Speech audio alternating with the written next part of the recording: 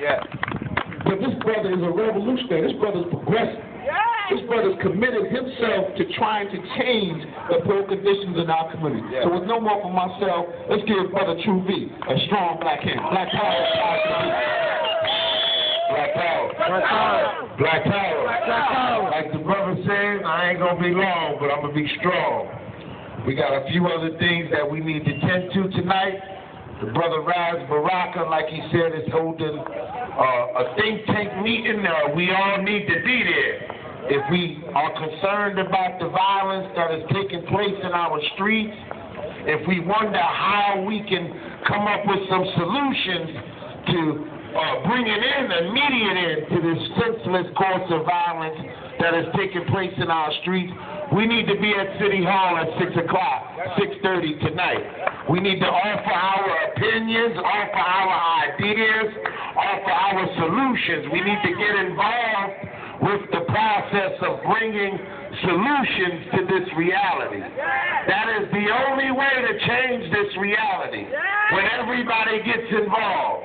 When the community sees that, and when our brothers and sisters who are out here killing each other see that the parents and the grandparents and the aunts and the uncles and everybody is involved with this issue of senseless violence and murder taking place in our streets, that'll slow it down. They'll look at their family members and say, hold up, something is wrong here. We doing something wrong if my grandmother's saying something about it.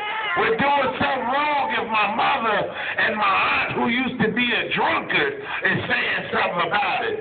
Too many people is dying in these streets. We need to do something about it. They'll take a closer look at themselves when they see all of us getting involved. So that's what we call for. 68 straight weeks, block by block. We've asked the community, wherever we went, get involved. Take back your community. Take back your street. This is where you live. This is where your kids have to play. This is where you have to shop at. This is where you have to get into your car at. Take care of your community. Back in the day, and a lot of people, especially in this young generation, my generation, don't know this.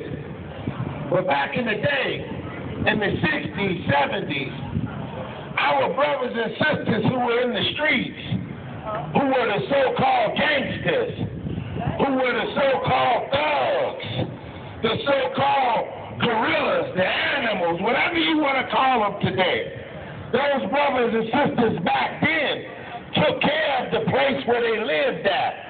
When they saw the children doing stuff wrong, they intervened and said, hold on, stop what you're doing and come on, let me take you to your mama now. You know, you remember those days? How many people out here remember those days?